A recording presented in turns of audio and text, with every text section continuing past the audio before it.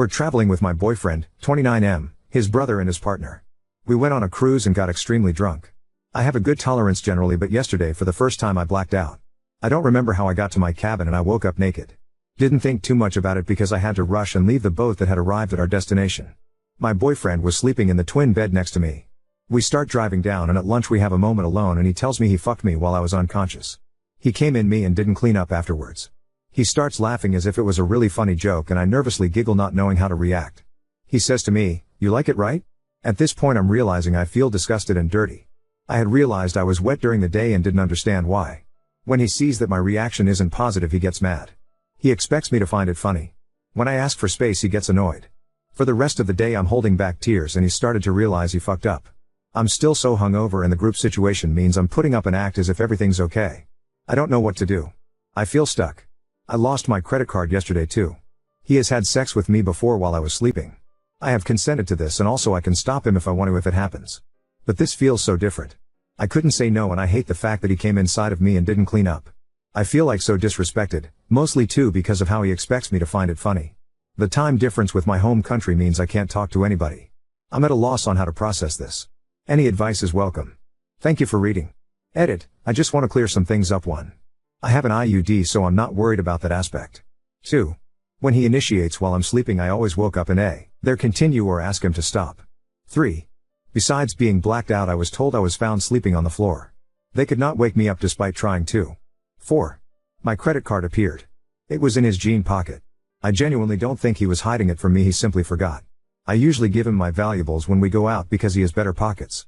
5. Am now at the grandmother's house. I feel safe. Haven't talked much yet. I will start looking for flights now with my card. Update 1. Firstly, I'd like to correct something that several people mentioned before. I was effectively passed out that night, confirmed by a third party, and him. I broke up with him. It was the final straw after what had been a deeply uncomfortable trip, not because of spending time with his family or the activities themselves, but because of him. Throughout the trip, his behavior made me feel increasingly uneasy. To give you a better sense of what happened, here's a breakdown of the incidents leading up to my decision, from the least to the most alarming. 1. Constant annoyance. He seemed to take genuine pleasure in irritating me. Despite my efforts to be a great guest, dressing nicely, engaging in conversations, making people laugh, and helping around the house, he would deliberately annoy me.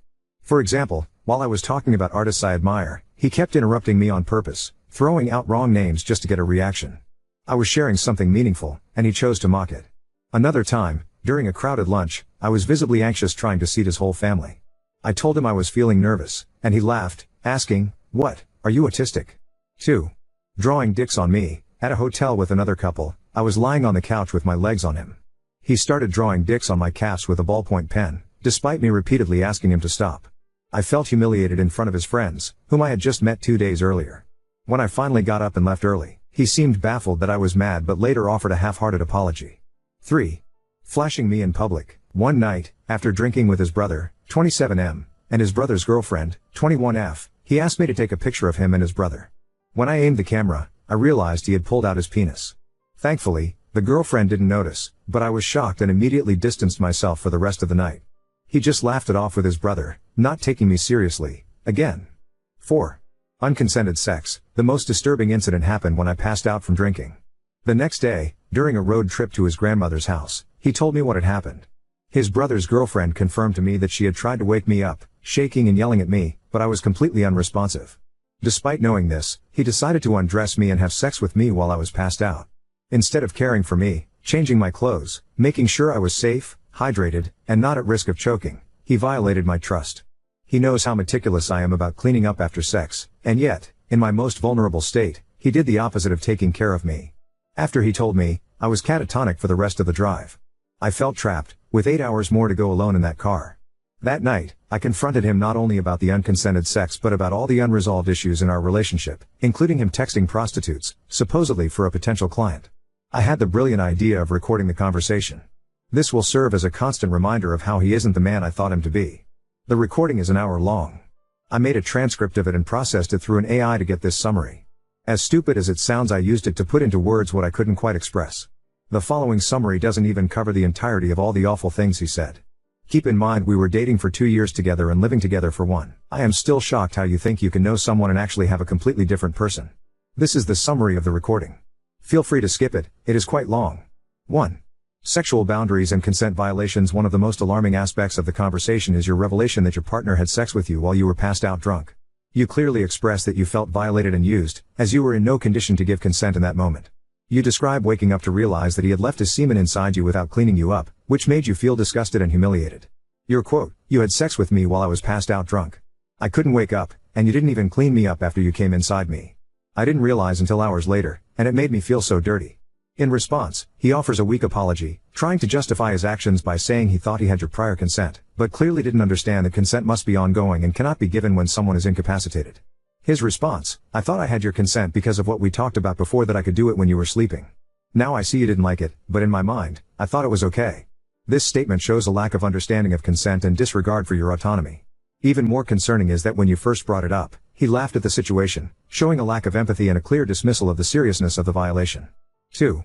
Humiliation and disrespectful actions. You mentioned several instances where your partner humiliated or disrespected you in public and private, such as drawing penises on your body without your consent and flashing you in front of others.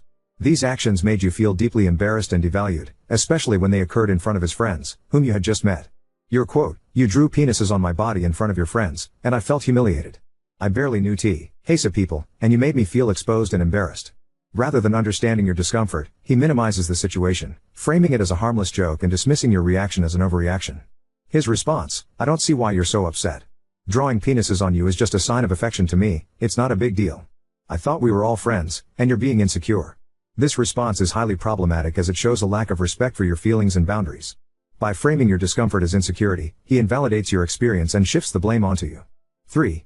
Dismissive attitude toward your emotions. Throughout the conversation, he repeatedly dismisses your emotions, making you feel as though you are overreacting or that your feelings are not valid. This is a common tactic in emotional manipulation known as gaslighting, where the perpetrator makes the victim doubt their own perceptions and feelings. Your quote, "I've been asking you to stop doing these things that make me feel disrespected, but you keep ignoring my boundaries. It's exhausting to constantly ask for basic respect." His response, "I think you're getting too hung up on these small things. You're overreacting to things like the drawing and the flashing. It's not that serious." By telling you that you're overreacting, he is invalidating your very real and reasonable feelings of discomfort and disrespect. This behavior erodes your confidence in standing up for yourself and contributes to your emotional exhaustion. 4. Inconsistent apologies and lack of accountability. He apologizes several times throughout the conversation, but his apologies are often followed by excuses or justifications, which undermines their sincerity. Rather than taking full accountability for his actions, he frequently deflects or tries to rationalize his behavior, making it difficult for you to trust that he will change. Your quote, "It's not just one thing, it's been a series of events that they made me feel disrespected and like I'm just your F_CK toy.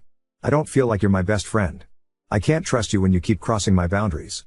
His response, "I'm sorry, but I didn't think it was that big of a deal. I've been messing up a lot, but these things aren't who I am. I think it's just a bad string of events.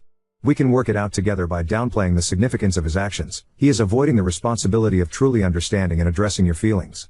His apologies lack depth and reflection, leaving you feeling unheard and dismissed. 5. Failure to prioritize emotional intimacy. You express feeling like you're not part of a true partnership and that he doesn't prioritize emotional intimacy with you. You feel like you're being treated more like an accessory or an object than a partner, despite making significant efforts to maintain the relationship. Your quote, "I don't feel like we're a team anymore. I've been making so much effort to be a good partner, but it feels like I'm just here for your benefit, not as an equal." His response, "I love you, and I want to make this work, but I feel like maybe you've been wanting to break up for a while. I think you're being hard on me." Rather than acknowledging your feelings of emotional neglect, he shifts the focus to whether or not you've been considering a breakup, subtly guilt-tripping you and avoiding addressing the core issue of emotional intimacy. This lack of real engagement with your concerns shows that he is not fully committed to the emotional health of the relationship. 6. Gaslighting and emotional manipulation. There are several moments where he uses gaslighting to make you question your reactions, particularly when he tells you that you're being too sensitive or overreacting. This tactic undermines your trust in your own emotions and perceptions, causing you to doubt yourself. Your quote, "Every time I bring up how much these things hurt me, you act like I'm overreacting. Gee, it makes me feel like I'm crazy for wanting basic respect." His response, "I think you're still mad about the sex incident, and that's why you're holding on to this. I've apologized, and I've been trying to make it right, but you're not letting it go." By framing your sustained hurt as unreasonable or excessive, he is invalidating your pain and making it seem like the issue is with your inability to move on, rather than with his actions. 7. Emotional exhaustion and unequal effort. You repeatedly express how emotionally drained you are from constantly having to explain your feelings and ask for respect. You feel like you've been putting in significant effort to make the relationship work, But he hasn't been reciprocating that effort. Your quote, "I've been putting so much effort into being a good guest on this trip, trying to be nice, looking good, and being social, but I feel like it's all for nothing because you don't make me feel valued." His response, "I know you've been making a lot of effort, and I appreciate it, but I feel like maybe you're expecting too much from me." This response further highlights the imbalance in the relationship. Rather than recognizing the unequal emotional labor you're carrying, he subtly shifts the responsibility back onto you, implying that you are asking too much. I wish I could upload the original audio without compromising privacy. It is so much worse than what's written above, but at least this gives you a gist of how insensitive he was being. Throughout the conversation I cry a lot, just begging him to treat me right, with respect. And he just doesn't get it. He shows no empathy, no understanding. Bonus interaction that didn't enter in the summary, he was proud he hadn't drawn dicks or flashed me again. He said it as proof that he was improving. I ended the conversation by clearly stating that I wanted to leave as soon as possible. We slept separately that night. The next morning, he apologized. I pretended to accept it, as I wasn't going to risk further harm. He seemed to believe I would stay a few more days, hoping to make things right, but I had already made up my mind. On the day I left, I secretly packed my bags and booked a hotel room. I had spoken to my best friend and therapist, who both urged me to leave as quickly as possible. They gave me the strength to act, as I had been in such a shutdown state that I didn't know if I could do it alone. The first person I told I was leaving was his grandmother, a woman I love and admire. She's the kindest, most joyful person, and I had planned to make up an excuse for leaving. After dinner I got her to sit down with me alone in a nonchalant way that wouldn't raise suspicions. Instead of lying, I broke down and told her the truth about the unconsensual sex. She held me as I cried for the first time since it happened, and she stayed with me, comforting me as I continued to sob. She told me what happened wasn't love and that she was pissed at her grandson. She even offered me money and a ride to the hotel, doing everything she could to support me when I needed it most. When the taxi arrived, my, now ex-boyfriend was confused, but I didn't care. Leaving the rest of his family was awkward, and I don't know how much they know. Despite everything, I felt an immense sense of relief as I drove away. This trip opened my eyes to the extent of the emotional and physical violations I had been enduring. What started as subtle disrespect and annoyance escalated into clear boundary crossing and violations of trust. I finally realized that I deserved better, respect, care, and love that was genuine. Walking away wasn't easy, but it was necessary for my well-being. With the support of those who truly care for me, I know I'll be able to heal and move forward from this chapter of my life. I am now safe at home and have not drunk for a whole week. During the past months I had become dependent on alcohol, and during the vacation it turned into full-out abuse. I have had enough and I feel so much better. That beer at 6 p.m. fools you into thinking it makes you feel better, and then it ends up in you being wasted. I do not miss being hungover every day. Slowly rebuilding my life and self-love, taking the time to process what happened with compassion, one day at a time. I started running, yoga and meditating. Very motivated to finish my degree and get a job I actually enjoy. I feel excited for the future. I am much more at peace. If you are curious of another issue we had in our relationship, this is a post I made about him a couple of months ago. Again, you can see how he clearly disrespects my boundaries despite me being abundantly clear I was not okay with his relationship with my sister. I want to thank the people that responded to my original post, when I found out I was completely alone on an 8-hour car ride and due to the time difference I couldn't call home. You made me realize that I was not crazy, that my feelings were okay. I am so grateful for everybody that read and took time out of your day to answer. Lastly, I have also seen an uptick in posts with situations similar like mine. Women feeling disrespected by people that trust in sexual manners. I want you to know it is not okay. Consent is explicit and ongoing. Your partner's priority should be to make you always feel comfortable. If they do something they know is out of line, they do not love you, they love having you around. I am having a hard time accepting what happened. I feel lost, lonely, and confused. I am trying to reconcile these two images of the man who used to be my best friend. This trip was supposed to be a reward for both of us after a really challenging time where he did an amazing job of supporting me. He supposedly started therapy after I left the trip, but later I cut contact with him. He has texted me 2 times since. Once saying that he wished he could delete what happened, and another time saying he hoped I was okay. I was hoping to get more support back home, but unfortunately the subject is so hard/uncomfortable to talk about that everybody wants to tiptoe around it. He is still traveling and I have no idea when and if he will return. Despite ending on such a positive note, I sometimes feel I try to convince myself that what he did isn't that bad and that he is willing to change. I am so baffled by how someone I knew for 2 years could do such a 180 on me. Some of my friends say he was like this because we were in his home country and not back in my home country where we used to live together. Any advice on how to move on is welcome. Now on to second story. Sister tried to hijack our grandfather's house for 5 years despite declining the offer, and I had to confront our father. Back in June, my grandfather passed away. My grandmother passed away 4 years ago. On the day that my grandfather passed, my father called me, 44F, and offered me his home as my husband, 35M, and I are looking to move to where my immediate family lives. My husband and I discussed it and we accepted the offer. A few days after, my sister, 42F, called and asked if she and her husband could live in the house until we arrived. We were looking to move in about a year and a half, because they wanted to be able to live rent-free and save up for a down payment on a house. Since the house would be sitting empty until we arrived, I said of course they could. Fast forward to a couple weeks ago, my son, 2M, and I flew out to Texas for my grandfather's memorial, and while I was there, my sister was moving things into the empty home and starting to get things situated. I was mentioning what I wanted to do with it when we eventually moved in, and my sister looked kind of annoyed. I didn't really talk more about it after that. At one point, my father asked if they needed a couple months past when we arrived to get things finalized and moved out. Would we be okay with that? Again, I said I didn't mind. My husband and I owe WN a home, so we know the process can be lengthy and things can go sideways. Yesterday, my husband texted me and asked if everything was okay. I told him that while I was busy with work, all was fine. But why was he asking? He told me my sister started texting him. My sister said to him, this is verbatim, I was just curious if you've been brought up to speed about the house out here? Hoi Poi Ping Fong knows that my grandparents and my dad offered it to us first and that we plan to live there for a while before we can save enough money to buy a place of our own. But while she was out here a couple of weeks ago, she really made it seem like she think you guys are moving right in. When my father offered the home to me, I was not made aware that the house was offered to her first. When my husband showed me the text, I called my dad and asked if that was true. He told me yes, but that my sister had softly declined. He said her words were, I don't think we want to do that. So, it was offered to me. My husband then tells her that it's fine because we're a good 18 months from moving anyway. My sister then throws this fabulous curveball. Yeah, but we're thinking around 5 years. Once my husband told me that part, I became livid. She knew we planned to move in January 2026. She only asked to stay in the home until we arrived, and Dad asked for a couple additional months after arrival, just in case, and now, she's just decided that they're staying for 5 years? Admittedly, I blew up at my sister and told her that she's got some big ass balls if she thinks she can attempt to paint this to my husband like I'm taking what's rightfully hers away from her. Bottom line, you said no and we said yes, and now you've decided you want it after all and that you're just going to take it for however long you want. I then told her that I will no longer be talking to her about this and she will not text my husband about this again. She went silent and I called my dad to fill him in and her new 5-year plan, and that because the home is in his name, we can communicate about the home through him, as I was not talking directly to her about this anymore. So, Ida for being mad and blowing up on my sister about going back on the original arrangement? And honestly, I'd like to know if anyone thinks that a soft decline is enough to come back and say, we want it after all so we're going to take it? ETA 2, I spoke with my father this morning, who said he spoke with my sister. She denied saying it would be 5 years, but it would definitely be at least a couple years. I told my father we have it in a text message of her saying it would be 5 years. My husband sent the text conversation screenshot to my father after I relayed this to him. I made it clear that this is what she does and how she tries to twist things to her advantage. I also made it crystal clear that I feel that he needs to uphold that she declined when offered to her and we had said yes to the offer.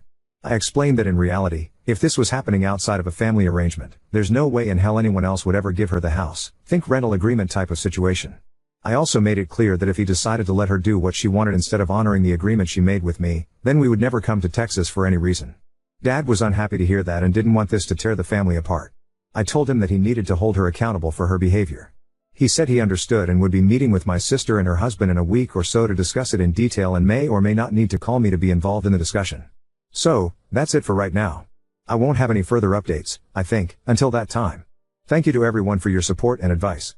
I truly appreciate you all. To fill in some details, we wouldn't own it right away.